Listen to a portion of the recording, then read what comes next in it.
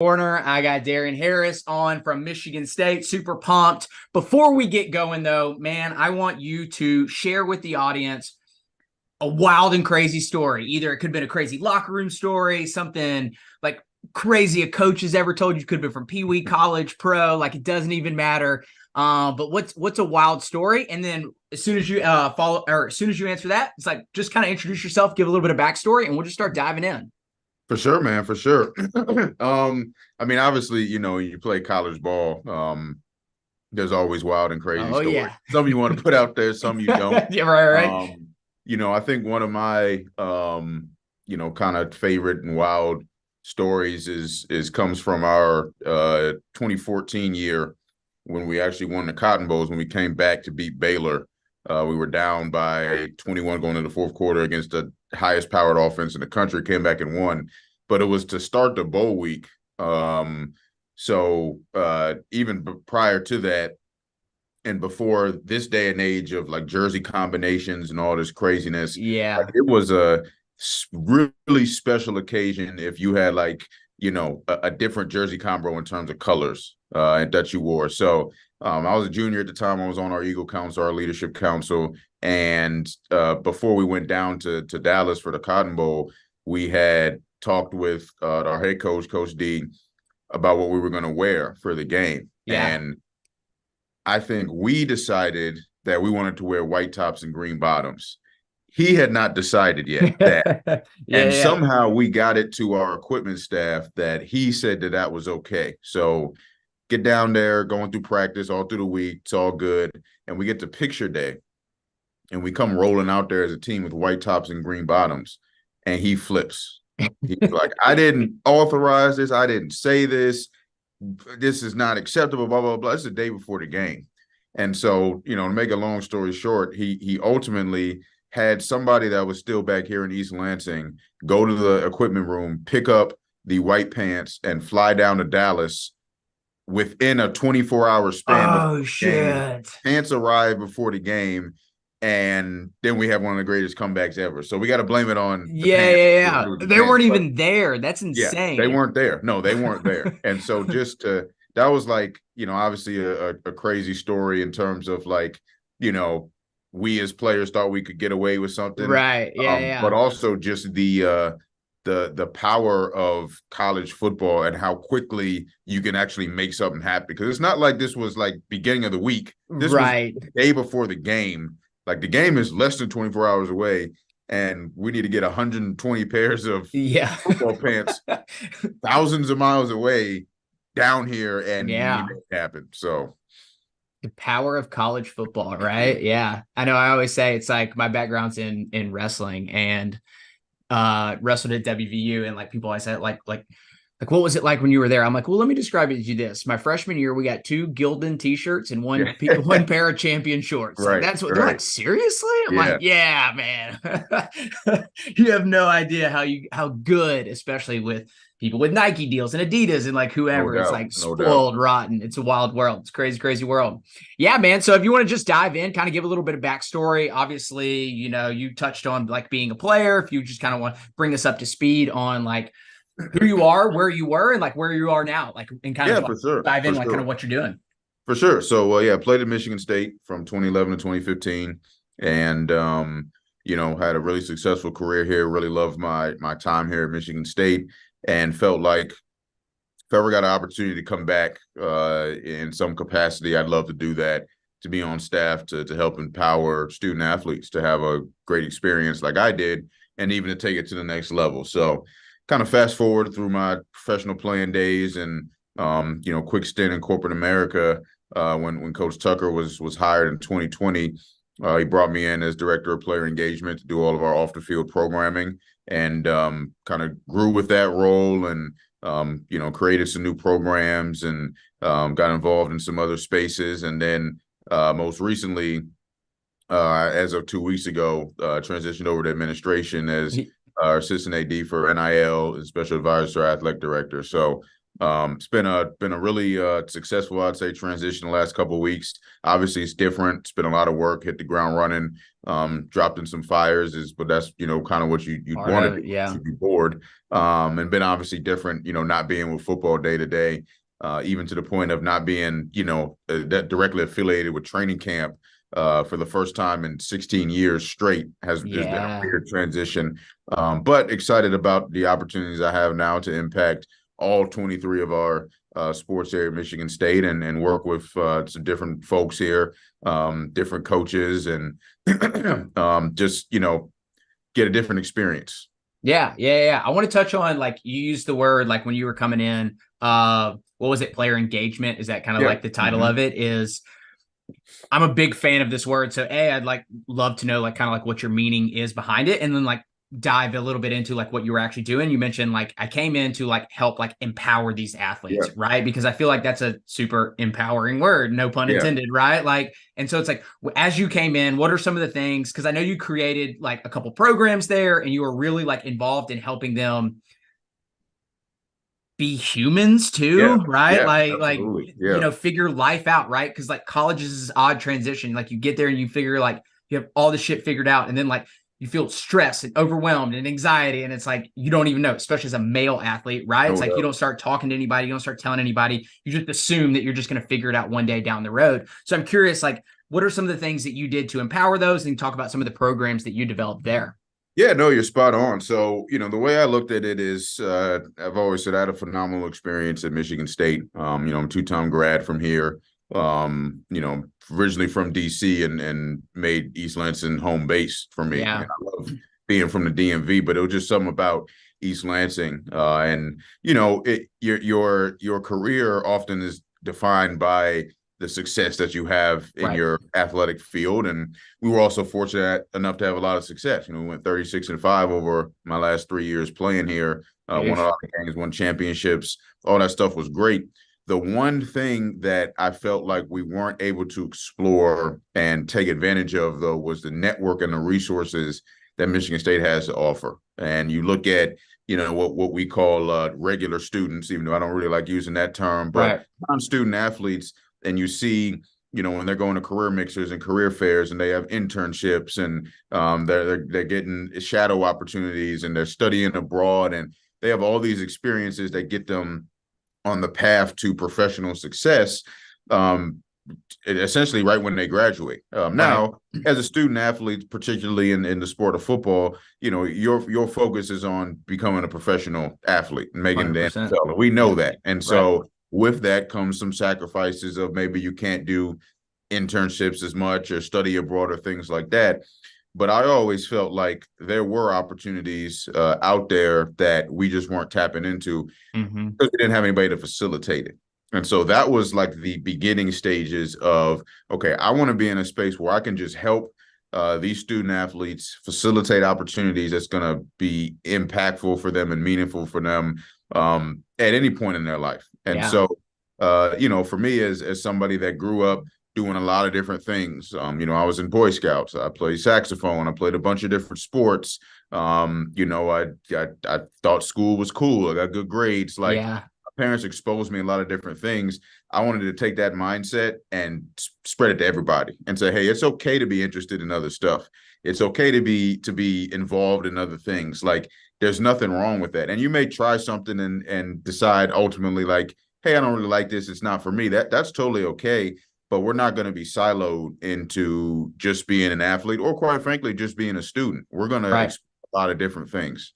And so that was kind of the beginning stages of what it was. And when I think of player engagement, I think of engaging, the student athletes in ways that they may have not been accustomed to before, or they may not have seen before, they may not have known is out there. And the beauty of it was Coach Tucker believes in the work also. So that's how we were able to get a lot done. Yeah. I'm curious how, like, did it change? Did it develop in terms of like at the beginning, how open-minded were they to it? Right. Cause it's Yeah. something new. Like, we don't like change. It's like I'm on this path. I feel comfortable. Like, I'm not too overwhelmed. I'll figure out that stuff like later on, because only focus on plan A, right? And it's like Yeah. this culture of like hustle, hustle, hustle, hustle, hustle, right? Like even when I got into like starting my own business, it was like this hardwired belief. It's like if you don't work 20 hours a day, then you suck, right? Like, and it was like, whoa, no, like that's not like you do need sleep. It isn't okay. So I'm curious, like how open-minded and then like how have they become more open-minded? Do you see more like participation, so to speak, in terms of like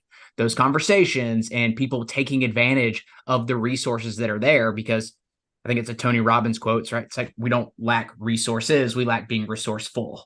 Yeah. So yeah, Yeah, it was it was an interesting situation, that you mentioned that because we started as a staff in 2020. So we started in February of 2020, and a month later the world shut down. totally. And what actually ended up coming from that as we moved into the summer was we literally can't play football. Like Oh yeah. we cannot do what you've only been focused on. So you're either going to go off the deep end because we're telling you like basically you can't leave your home, you can't leave apartment, you can't hang out with each other. We don't want to get any setbacks. We don't know if we're going to have a season. We're going to have a season. We're not going to have a season. We are going to Right. aren't. Now we got to do all of these different things. And so it became, okay, what do you do with a team of 120 football players that all they know during the summer is train, train, train, get ready for the season? And so then all eyes turned to this player engagement guy, and it was like, what are you going to do? Yeah. But it actually ended up being a situation where you had to step up earlier, because I had experience in knowing what I wanted to do, but not experience in working at this level. And I Yeah. was 26 when you get hired, so you're relatively young. And but then it became, how can you engage these student athletes when you can't see them in person? They can't play their sport. What are you going to do? Mm-hmm. Same time, it's election year. And so there was a big push across the country to get student athletes registered to vote or just get them education on Right. the judicial system and the legislative system. So that was the big focus, for me, was educating them on in that space and then also engaging with them and having them engage with each other. So we created Zooms, creating Spotify playlists and judging other position groups playlists. We had guest speakers coming on, whether it was the governor or the secretary of state or other folks in the the political space, just to educate on the process. We were getting guys registered to vote online. And then as kind of things started to open up, we did a virtual Madden and 2K tournament. Like Yeah. we were just kind of trying to come up with whatever we could What? do Yeah. to engage them. And once we got in that rhythm and that routine and showed that, hey, they actually like doing these things, then we ended up having a season. And then 2021, things start to open up more. And now it's like, go. Yeah. Hey, now you've kind of earned the trust of the staff and of the players. So now it's kind of no holds barred. Now you can start putting into place what you're ultimately looking to do. And so that's when the weekly sessions started happening and the focuses throughout the year and things like that.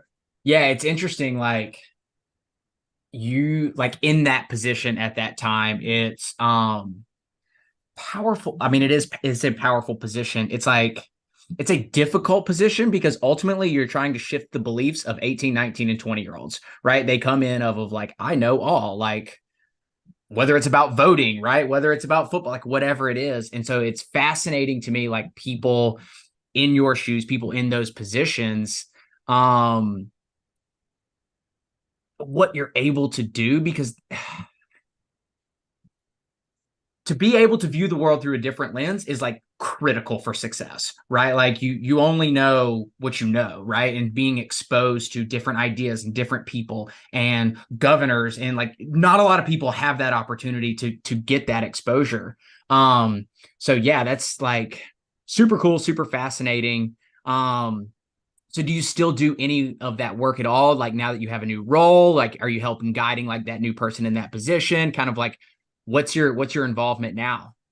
Yeah, so it'll be definitely some still what I would call development or engagement, but just from the more so the NIL lens Yeah. now. And then, the rest of it, has been passed on to Kurt Richardson, who's assumed the role of director and player engagement with football. He's going to do a phenomenal job. He's been doing player development, player engagement for years. He's worked with 500 NFL players, over 1,000 Oh college players. wow. Yeah.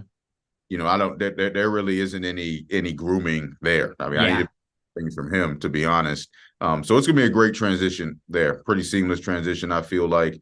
And this was the next step for me. But yeah, it is, a little bittersweet when you're kind of not necessarily leaving behind, but just transitioning on from that day-to-day interaction with one team, with your guys, or women that you're working with, that you essentially, as we're going into year 4 now with Coach Tucker, that you build relationships with since the recruiting process. So now Yeah. you see our recruiting classes come in. It's like, hey, I know your family. I remember when you sat in my office on a recruiting visit and we're making a decision. Now you decide to come here. Now I'm helping you move in. Now you're starting, 2 years. Yeah.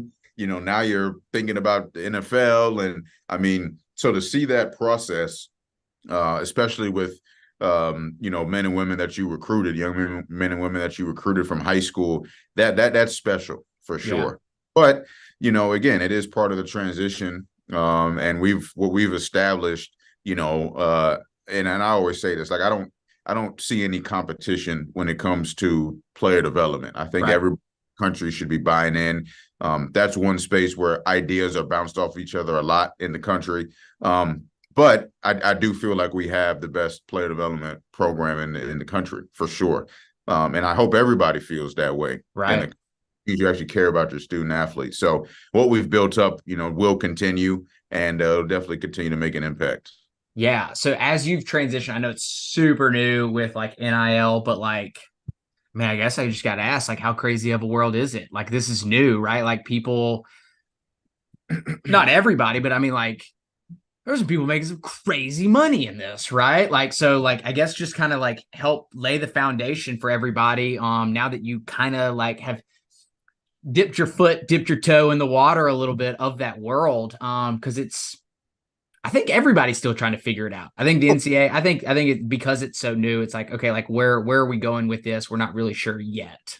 Absolutely. Absolutely. Yeah, I mean, it definitely is new. And even this is year 2 of it. It was July of 2021. It is still new because things are ever changing. So it's Right. not something been like stagnant, and in terms of like the rules or the regulations or how it is, like the sport, like sports change, rules change and stuff, but like football is still football in the Right. day. Yeah. You know, Yeah. Yeah. it's still soccer, basketball still basketball, like hockey's hockey, like, so even if if you've been coaching for 20, 30 years, like, yeah, you may have to adapt with some times and stuff like that, but at the end of the day, it's still weight room, conditioning, bigger, faster, stronger, like that's it. With NIL, everything changes so rapidly, and because of that, people are trying to figure out, where to fit in, and where their place is.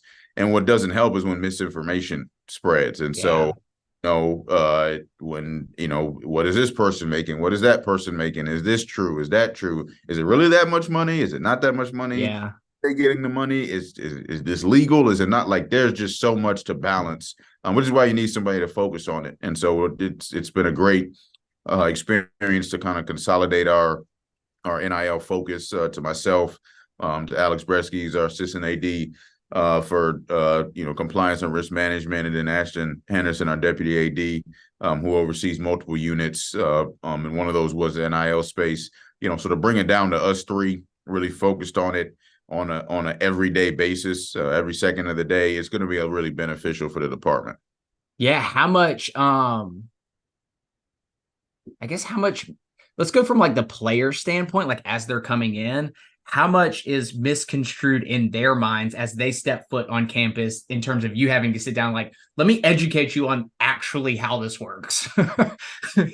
A pretty good amount, now some of the stuff that they do come in saying is accurate, and everybody's going to have different approaches to NIL. The big conversation and topic right now is on collectives, and Mm-hmm. collectives work as any business, any entity. There's different budgets, there's different valuations. Like, everything's different. So that's not streamlined either. So they Right. will come in, and in every sport too, it's every sport now, and say, well, I heard, I could get this much at this school, or I can get this at that school. And, you just kind of have to figure out, is it true? Is it not true? While at the same time educating them on, like, hey, we don't cut a check to you. Like, we don't Yeah. what you get paid. This is not like, you're not going to sit down and, Extort me. yeah, exactly, because we can't. What I mean? Right, right, right. Cannot do that. It's on these entities or these brands or whatever, to decide what to pay you. Just like, Under Armour didn't sit down with the Warriors and decide what to pay Steph Curry. Nike didn't Right. sit down, from day one with the Cavs and say, we want to pay LeBron this, and LeBron's deciding between, do I want to get drafted by the Cavs or get drafted somewhere? It's like, no, the Cavs, he plays for the Cavs, and he also signed with Nike. It's the exact same thing here. It's like, Yeah, you it's a good decide analogy. to go to, and then you can also sign to a brand, a collective, or whatever it is. And so, that's part of the job too, is definitely, you want to educate during the recruiting process, the parents, especially, and the recruits, but definitely the parents, because again, you don't want them to get caught, with misinformation, Yeah. and making a decision that they ultimately regret because of something they heard. And I think that's the hardest part, because you could be educating somebody and almost losing their commitment, or losing them actually liking you, because they don't like what you're saying, even though you're Right. just trying to provide the right information. But Right. then, well, all you're saying is, you don't have an IL, so I'm gonna go somewhere else. It's like, we're not saying that. It's just that somewhere else is not necessarily telling the truth, but Right. it's that across sometimes. Yeah, yeah, yeah. What's been like the most unique, fun thing, obviously, from going from one sport to 20 plus sports? What's kind of been unique and fun about that? I just love getting to know these other coaches and their staffs. I've traveled around the campus already to different athletic venues and sat down with coaches to either introduce myself or reintroduce myself, or just to, it's like, hey, I already knew you, but we never actually sat down and had a conversation. Right. Because we've either seen each other at an event, or I've waved at you while you're on the court or whatever, when I came to support you at a game. And so I love all sports. Like, there's not a sport or a piece of Right. competition I don't like adore, with a passion. And so for me to get to go and sit with Coach Nightingale from hockey, it was great, to get to sit with Coach Fraley from women's basketball, sit with Coach Johnson from volleyball, to go watch their practices and see their operations. Like, that's incredibly fun for me, just as a fan of sports in general. But also, I get a chance to impact their student athletes, and it's going to take some time. But I've loved working with football because it's a sport I play. So I know Right. I care about that program, but I have an incredible passion for women's sports, and so seeing them succeed on a high level, is really important to me. And this is one of those spaces where we can make an impact, Yeah. and we've already seen the impact. The NCAA women's basketball tournament last year, we've seen the impact of investing in women's sports, and so if we're able to continue to do that, which I now have a hand in, that excites me. It's interesting you bring that up. I feel like a lot of, especially women's basketball, most people listening know, like, I'm pretty involved in like the college gymnastics world as well. It's like those sports seem to be freaking on the, like, big on the rise, like viewership, getting, like, being on ESPN more than once a year, like whatever it is. It's like, I feel like women's sports is like really taking off. They're dominating, in all facets. They're definitely, on the professional level, for sure. I mean, you turn on, any sports network, or any, Instagram page, and you see that this absolute domination, and records are being set. I mean, I think Asia Wilson just dropped 53 the WNBA, a couple of days ago, and Sabrina Ionescu broke the 3-point record at the 3-point contest during All-Star Weekend for men's and women's, hit more than Steph Curry did. And it's so, you see these records being broken, and it's phenomenal, and then you go and you look at the NIL space, you look at, how these women are representing themselves, but also representing others and giving back to the community and inspiring the next generation. It's great to see. Yeah, totally. What do you feel like will continue to help like propel them forward? Yeah, I think it's getting people to, as you said, to come out, to fill arenas, to fill stadiums, turn the TV on, and just see the product. And when you see the I feel product, like you get a new respect. Like when your eyes are exposed to that, like when you get to go out and watch like practice, and it's like it's a whole different level. branding, it's marketing, that's anything. That's how any sports entity, comes up and builds is how do you go out there and get people to show up and Mm-hmm. that through your engagement on social media nowadays and sometimes it's just going out there and door to door literally or figuratively going around and getting people into the arenas and the stadiums. And then once they're there, that's how they get hooked. That's something I focused on last year was taking our football team to every sporting event on campus, Yeah. sometimes without the push, you just don't even think to go, which is okay. You got a million things to think about. So again, that's what that facilitation piece comes in. So, Yeah. I took them to hockey and you can imagine, it's team football guys. So 75% of the team had never been to a hockey game before, which is fine. Like it's Right. okay. But then they go and they're like, I had a fantastic time. Yeah. We took the whole team to a volleyball game. We went to gymnastics. We went to a wrestling meet. And then they get in there and they're like, oh, other people come watch too. It's like, yeah, imagine Yeah. that, but you don't know. And Yeah. that's okay. It's ignorance, but it's okay that Yeah. they're because they should be because maybe they didn't have access to that. Maybe they were, if we get guys from the South, I mean, hockey's just not going on there. For me, from the East Coast, I knew soccer and lacrosse were big because I'm from Maryland, but somebody from the Midwest, maybe Yep. lacrosse is not a thing. So how would you even know to go explore it?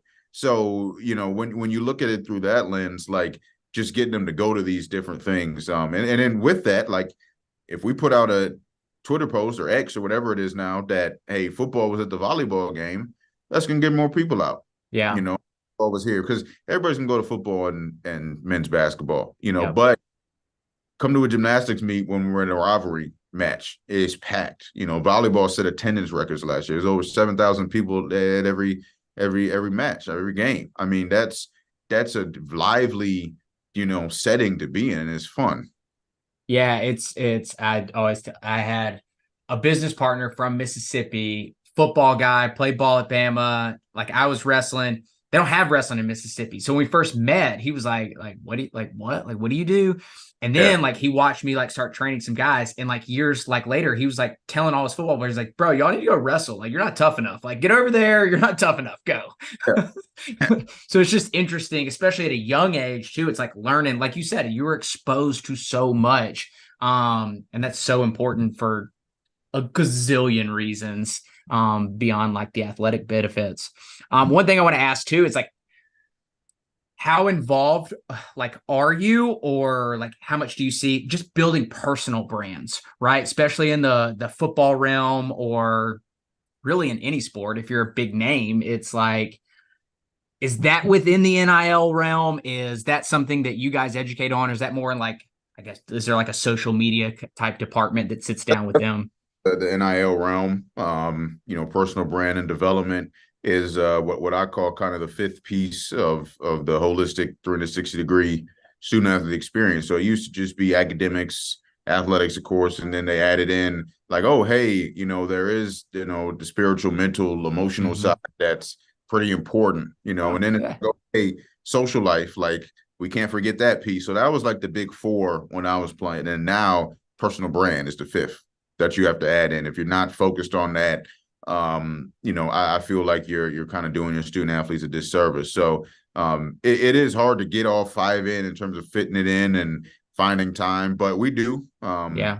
Have a brand development program that we call Define You, and it's just focused on personality development and social engagement, community impact, content creation, all those types of things. And it's still growing, it's still building.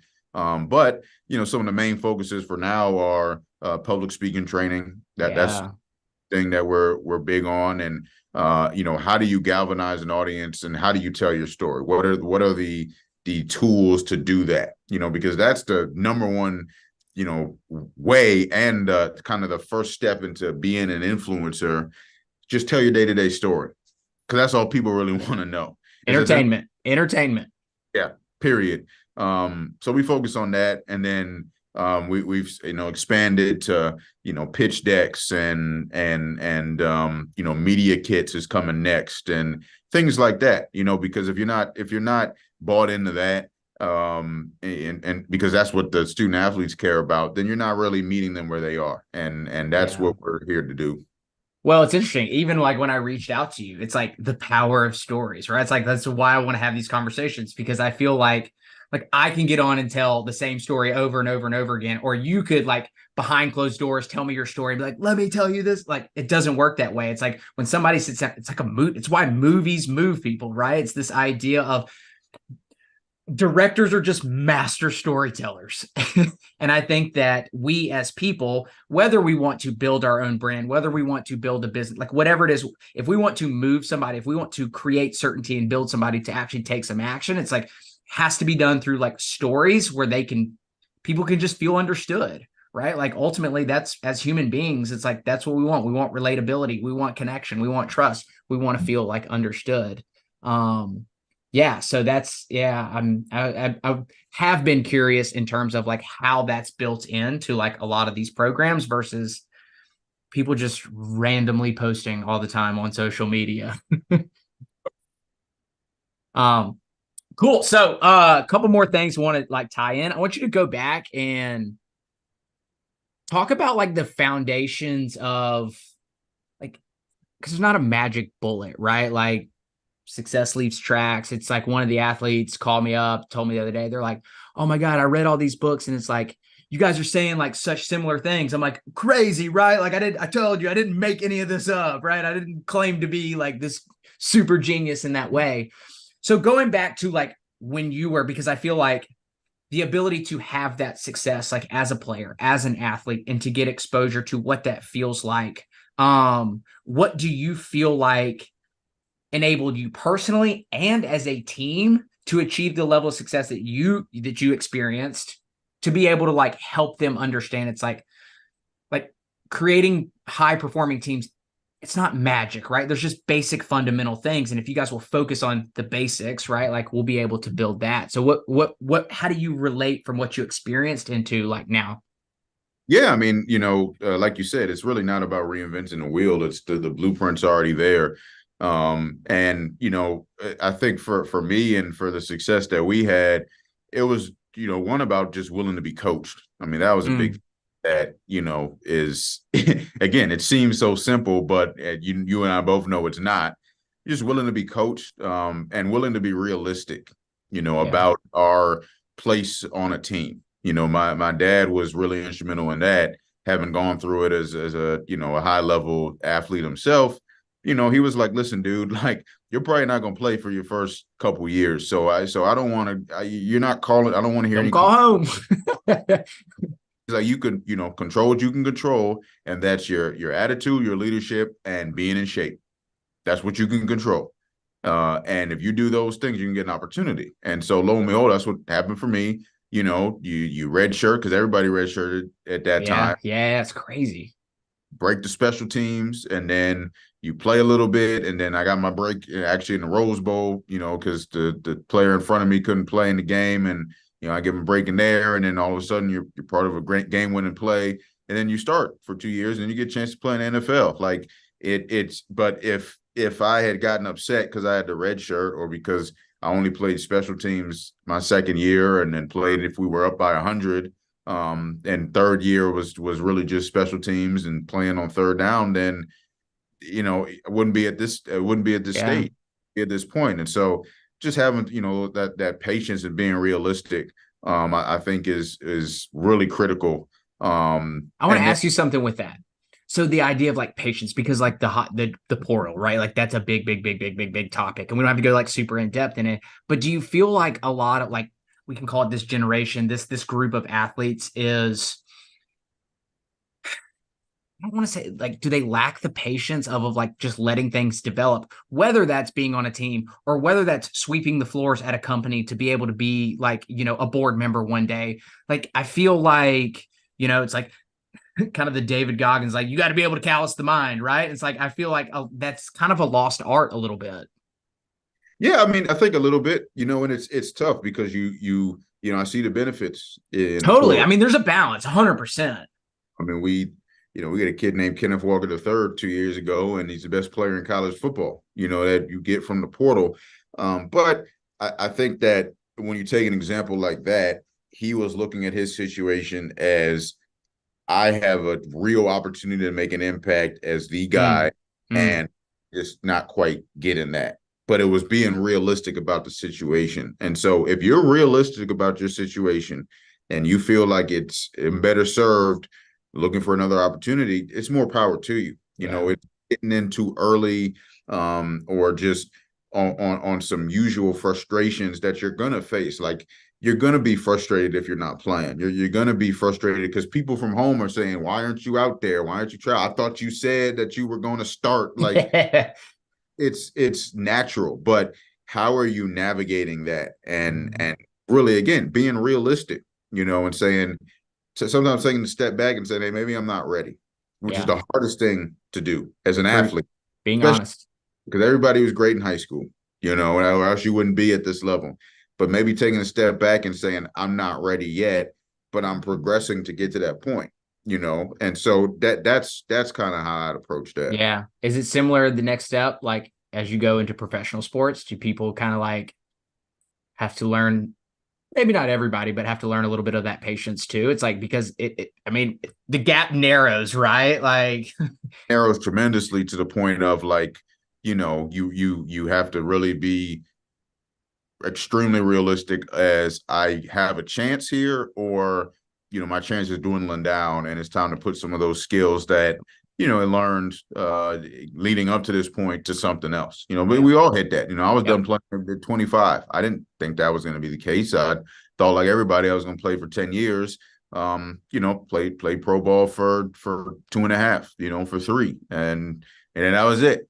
you Yeah. know, and could I kept going? Could I kept trying? Could I have landed on a different team? These other leagues pop up? Yeah, sure. That those opportunities were there, but again, it was being realistic, and Mm, in my mind, it was over. And yeah. so, um, that pro thing is even more different because, like, sometimes it's luck, sometimes it's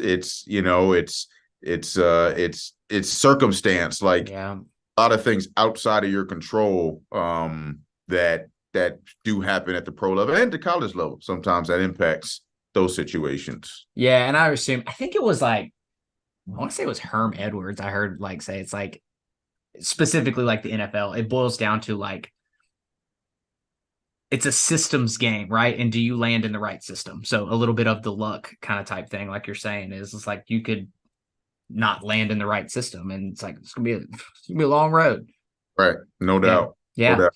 So last question. So again, one of the big reasons, obviously, to be able to like share stories of like why like continue on with this podcast, but I believe is like we all have like a core message that we want to deliver to the world, and most people like, my core message is like I truly believe that like we're the creators of our lives. Like we get Yep. to create the experience, we get to create the identity, we get to create how we show up, and like what superpowers we bring to the table every single day, and how well we want to create or how well we want to continue to develop those and double down on those and continue to learn and all the things, right?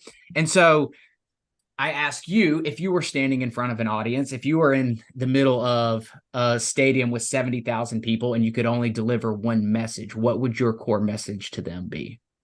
I would say, self confidence, just confidence in general, take you a long way. And we're all at different levels of that.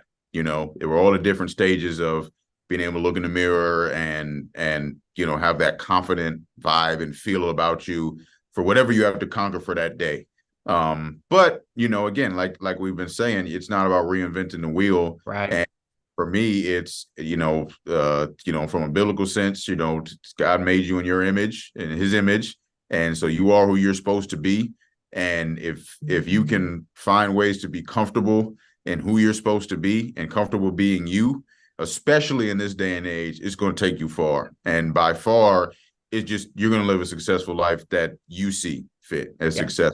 And I think that's one of the hardest things to do nowadays because of social media, because it's so easy to compare, because it's so easy to put somebody down and to cast somebody aside and to have Twitter fingers, like Drake used to say, and talk about folks.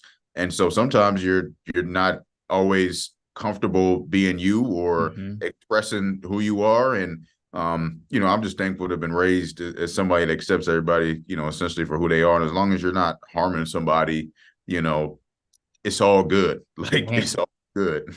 I think that like that's such like a deep, like you can literally, like, again, like my belief, you can have whatever it is you want, as like so long as, like, morally and ethically speaking, like you're not you're not impeding on anybody else's way, right? Like you can have all the money you want, you can have all this, like there's enough of it to go around for everybody.